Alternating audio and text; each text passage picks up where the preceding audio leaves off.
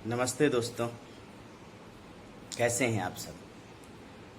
स्वागत है आप सभी का घर बैठे खेल खेल में हिंदी साहित्य सीखने के इस कार्यक्रम में। अरविंद मिश्रा आपका अभिवादन करता है। दोस्तों,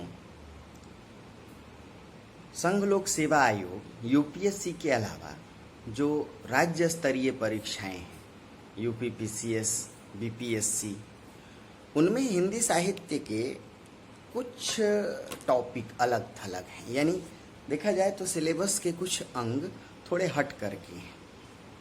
उन्हीं में एक है सरोज स्मृति। जैसे आईएएस की परीक्षा में, यूपीएससी में तो निराला की रचना राम की शक्ति पूजा और कुकुरमुत्ता के विषय में आपको जानना है, लेकिन जब बिहार पीसीएस दीजिएगा तो उसमें आपको सरोज स्मृति की जानकारी होनी चाहिए। दोस्तों, छायावादी रचनाकार निराला ने 1935 में सरोज स्मृति की रचना की। इसे हिंदी में शोक गीत का नाम दिया गया। यानी हिंदी साहित्य में यह अपनी शैली का या अपने प्रकार का पहली रचना थी। अपनी शैली में यानी शोक गीत की परंपरा हिंदी साहित्य में नहीं थी। इससे पहले यदि देखा जाए तो पश्चिमी साहित्य में, जिसे एलिगी कहा गया, या यदि अरेबिक साहित्य की बात करें तो वहां मरसिया, शोक गीत। तो हिंदी साहित्य के अलावा अन्य विदेशी साहित्यों में यह परंपरा तो थी, लेकिन निराला ने सरोज स्मृति लिख करके शोक गीत की परंपरा हिंदी में शुरू की। शोक गीत कहते हैं किसी अपने प्रिय के गुजर जाने, उसके मर जाने, उसकी मृत्यु पर उसको याद करके रचना लिखना।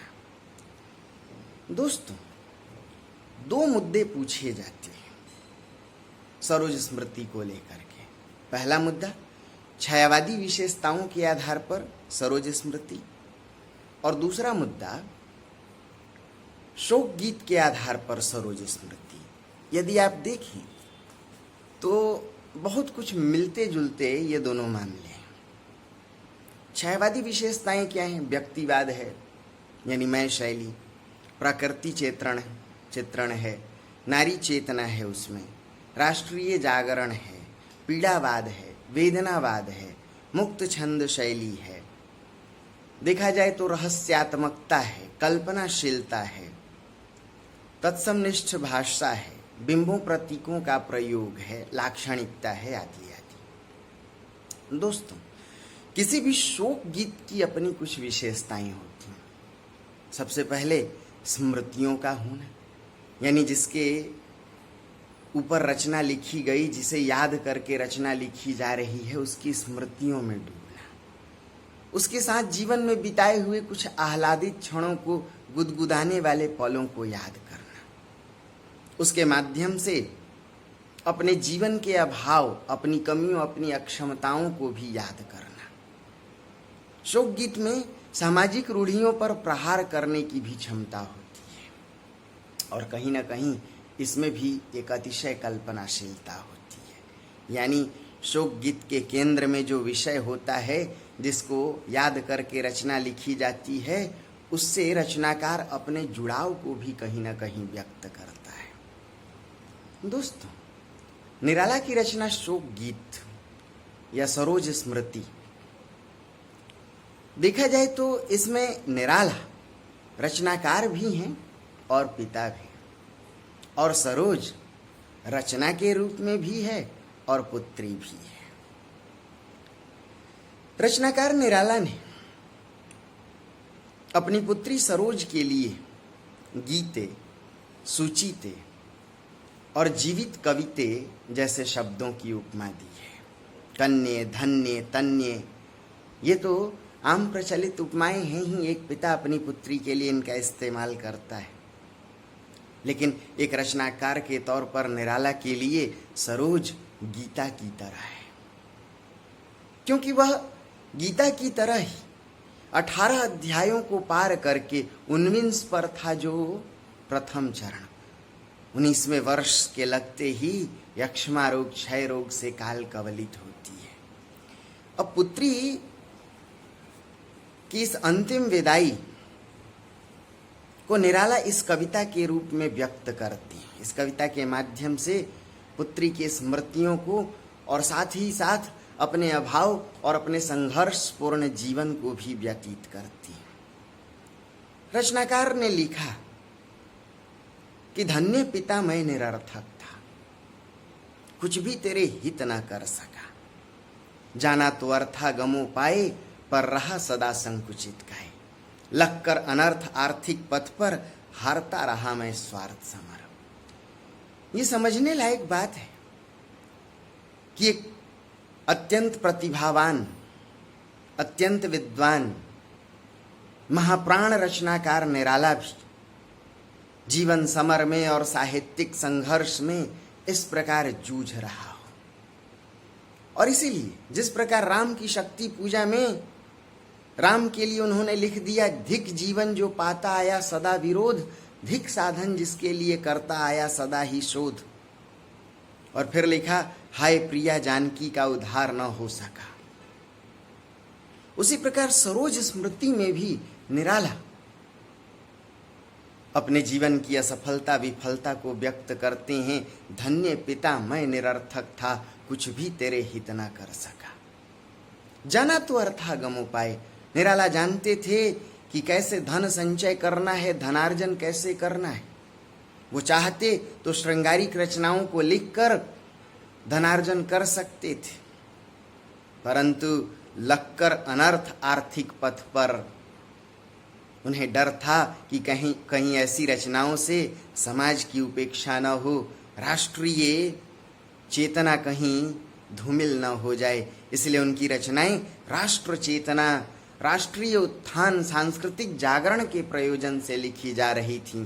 बेशक इसमें अकिंचनता ही सही, अभाव ही सही। दोस्तों, छायावादी रचनाओं में मय शैली या आत्माभिव्यक्ति की उत्तम पुरुष शैली सबसे बड़ी विशेषता है। और इस विशेषता को आप सरोज स्मृति में भी देख सकते हैं, जहां निराला लिखते हैं, दुख ही जीवन की कथा रही, क्या कहूं जो आज नहीं कही। उन्हें अपने जीवन का अभाव सभी स्तरों पर सालता है। जब वो कहते हैं, रख ना सका तुझे दधी मुख और ना पहना सका चिनांशु, ना रेशमी कपड़े तुम्हें पहना सका, ना तुम्हें दूध दही का निवाला दे सका, ना तो तुम्हारा लालन पालन ढंग से कर पाया। लेकिन यह पुत्री सरोज निराला के लिए एकमात्र थाती है, यही जीवन की एकमात्र पूंजी है। जैसे भिक्षुक के पास कोई कनक राशि हो, स्वर्ण राशि हो, वैसे पुत्री सरोज है। किसी भी शोक गीत में सामाजिक परिस्थितियों, सामाजिक रूढ़ियों पर प्रहार करने की क्षमता होती है। रचनाकार निराला ने सरोज स्मृति के माध्यम से दहेज जैसी कुप्रथा और कहीं न कहीं सामाजिक रूढ़ियों पर जमकर प्रहार किया है। अभावग्रस्तता के कारण, गरीबी के कारण दहेज देकर, राशि देकर, धन देकर किसी कुशल वर और घर में अपनी पुत्री ब्याह नहीं सकते थे निराला, क्योंकि स्वयं अकिंचन थे। इसलिए उन्होंने लिखा, ये कान्य कुब्ज कुल कुलांगर, निराला कान्य कुब्ज ब्राह्मणों की शाखा से थे। ये कान्य कुब्ज कुल कुलांगर, खाकर करें पत्तल में छेद, इनके कर कन्या अर्थ खेद। वे जो जमुना के से कछार, पद फटे बेवाई से। ऐसे शिव से गिरजा, ब्याह करने की नहीं मुझ में इच्छा। निराला कान्यकुब्ज ब्राह्मणों पर प्रहार करते हैं, यानी स्वजाति पर प्रहार करते हैं। समझा जा सकता है कि आज के रचनाकार जातिगत संकीर्णताओं से भरे होते हैं, वो दूसरों की ही जाति पर प्रहार और आक्षेप करते रहते हैं, किंतु निराला महाप्राण थे। जो छायावादी रचनाकारों की एक बड़ी विशेषता है, अपनी कमियों को देखना, आत्मसंशोधन, छायावाद पर गांधीवाद का प्रभाव था, अपनी कमियों को पहले निकाल लो, समाज खुद ब खुद सुधर जाएगा। निराला अपनी कमियों को धन्यमय पिता निरर्थक था और स्वजाति की रूढ़ियों को उजागर करते हैं। ये कान्य कुब्ज कुल कुलांगर खाकर करे पत्तल में छेद। दोस्तों, रचनाकार निराला पुत्री की बाल्य स्मृतियों में डूबती हैं और उनके होठों पे मुस्कान बिखर जाती है। पुत्री को खो चुके हैं। यह रचना पुत्री की मौत के पश्चात लिखी गई, लेकिन पुत्री की बाल्य स्मृतियां उन्हें गुदगुदाती कि किस प्रकार बाल्य केलियों का प्रांगण करके तारुण्य के कुंज में पहुंचती है। बाल्य अटखेलियों से, अपनी बाल चपलताओं से सरोज निराला के हृदय में बैठी हुई है। उसकी बाल सुलभ चपलताएं निराला को अच्छी तरह याद है। निराला की पत्नी बहुत पहले गुजर जाती। निराला की रचनाओं में नारी के प्रति प्रेम सभी स्तरों पर देखा जा सकता है। आप तुलसीदास और राम की शक्ति पूजा में यदि पत्नी के प्रति लगाव को देख सकते हैं तो सरोज स्मृति में पुत्री के प्रति लगाव, राम की शक्ति पूजा में पत्नी के प्रति भाव, तो सरोज स्मृति में पुत्री की स्मृतियां। इसलिए यह माना गया कि निराला की रचनाएं नारी मुक्ति की रचनाएं, और तब सरोज को याद करती। दोबारा विवाह के लिए, पुनर्विवाह के लिए निराला के लिए कई रिश्ते आते हैं, कई प्रस्ताव आते हैं, लेकिन निराला उन्हें बार बार ठुकरा देती है। और तब एक सज्जन के प्रस्ताव को नहीं ठुकराते, सास का भी अतिशय आग्रह है, लेकिन निराला अपने भाग्य को बदल देने को आतुर है। शायद भाग्य ने उनका पीछा नहीं छोड़ा, फिर भी इस महाप्राण जीवट निराला ने उसे बदलने की कोशिश की। कुंडली को सौंप देते हैं सरोज के हाथ में, और सरोज खिलखिलाकर उस कुंडली को छिन्न भिन्न कर देती है। यानी निराला की जीवन गाथा उन्हें मालूम है, पुत्री ने इस पर नई स्याही से एक रंग भर दिया। रचनाकार निराला के लिए पुत्री सब कुछ है। लिखते हैं निराला, मैं कवि हूं, जीवन में पाया है प्रकाश। परंतु दूसरी तरफ, एक तरफ पुत्री की मौत कहीं ना कहीं उन्हें प्रेरित भी करती है, उन्हें एक और उमंग से, एक जोश से भर देती है। निराला जब जब हारते हैं तब तब टूटते नहीं, बल्कि नई ऊर्जा से और लगते। देखता रहा मैं खड़ा अपल, वह सरक्षेप वह रण कौशल। एक साथ सैकड़ों घृणावर्त तोरण आते थे मुझ पर तुले तोरण। सैकड़ों बवंडर, हजारों बवंडर निराला के जीवन में हैं। न केवल व्यक्तिगत जीवन में, बल्कि साहित्य के समर में भी न जाने कितनी विपदाएं। लिखता रहा मैं अबाध गति मुक्त छंद, किंतु संपादक गण निरानंद। लिखते हैं निराला, संपादकों को निराला की रचनाएं पसंद नहीं आती। बार बार नई ऊर्जा से रचना लिखते हैं। जिस प्रकार राम की शक्ति पूजा के राम अपने प्रहारों को और ऊर्जा और क्षिप्रता से साधते हैं। उनके बाण राम बाण हैं, लेकिन लक्ष्य से भटकते हैं, और लक्ष्य से भटकता देखकर अपने अस्त्रों को, अपने दिव्यास्त्रों को राम फिर से ऊर्जा से भरकर दुगने जोश से प्रहार साधते हैं। उसी प्रकार निराला भी व्यक्तिगत जीवन में जब जब हारते हैं तब तब टूटते नहीं, फिर से नई ऊर्जा के साथ खड़े होते हैं। लेकिन उनकी रचनाएं जैसे राम के बाण लक्ष्य से भटक जाते हैं, उनकी रचनाएं संपादकों के टेबल से भटका दी जाती हैं, लौटा दी जाती हैं। लौटी रचना लेकर उदास ताकता रहा मैं दिशा आकाश। निराला कहीं खो जाती है, तिनकों की तरह जिंदगी बिखरी नजर आती है। पुत्री ननिहाल में पल रही है। स्मृतियां याद आती हैं निराला को कि किस प्रकार भाई से मार खाकर रोती है, किंतु फिर भी उसी भाई की उंगली पकड़कर वह गंगा के विहार को, गंगा तट के सैर को निकलती है और खिलखिलाकर फिर लौट आती है। एक महाप्राण रचनाकार के तौर पर ये निराला ही हो सकते थे, जो स्वयं अपनी पुत्री के श्रृंगार वर्णन में भी परहेज नहीं किया। यह है वैयक्तिकता की शैली। यह वैयक्तिकता की शैली व्यक्ति को अपने अच्छे बुरे, उदात अनुदात सबको व्यक्त करने का साहस देती है। इसीलिए रचनाकार निराला अपनी पुत्री के श्रृंगार चित्रण से भी परहेज नहीं करते। लिखते हैं, ज्यों मालकोश राग नौ वीणा पर, रात्रि के अंधेरे में मालकोश राग बजाया जाता है।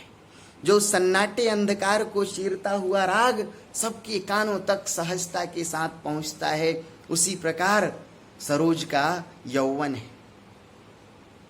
वह किशोरावस्था को लांघ करके यौवनावस्था में पहुंचती है, परंतु उसकी तरुणाई, उसकी यौवनावस्था, उसकी सुघरता पूरे परिवेश में दिगंत में व्याप्त हो जाती है। आंखों में तो लज्जा का भाव है, किंतु अधरों पर थरथराहट है। आंखें नयन नत हैं और अधरों पर थरथराहट है। यह यौवन का बोझ है, जो उसमें लज्जा भी है, सौंदर्य भी है। निराला इस श्रृंगार चित्रण से परहेज नहीं करते। पुष्प सेज स्वयं मैंने तुम्हारी रची। पुत्री के सुहाग सेज को स्वयं निर्मित करते हैं, उसे साजते हैं। इस बात से भी परहेज नहीं करते निराला। इतना ही नहीं, जब किसी ब्राह्मण पुरोहित को दक्षिणा देने के लिए उनके पास माध्यम नहीं है, तो पुत्री के विवाह के फेरे और उससे जुड़े मंत्र स्वयं रचनाकार निराला पढ़ लेते हैं। कान्यकुब्ज ब्राह्मणों पर प्रहार करते हुए, दहेज जैसी कुप्रथा पर व्यंग करते हुए, अपने ही एक प्रिय शिष्य को अपनी पुत्री के लिए कुशल वर के रूप में चयन करती है। यह रचना संकेत देती है कि निराला चाहे व्यक्तिगत जीवन में कितने भी अकिंचन रहे हों, कितने भी अभावग्रस्त रहे हों, परंतु उन्होंने साहित्य समर से कभी भी समझौता नहीं किया। निजी जीवन का समर चाहे किसी भी स्तर पर हारते रहे हों, साहित्य समर को उन्होंने हारने की कोशिश नहीं की। उनका साहित्यिक जीवन राष्ट्रीय सांस्कृतिक जागरण की थाती बन करके आया। इसलिए पुत्री की अंतिम विदाई भी उनके लिए एक प्रकाश पुंज की तरह है।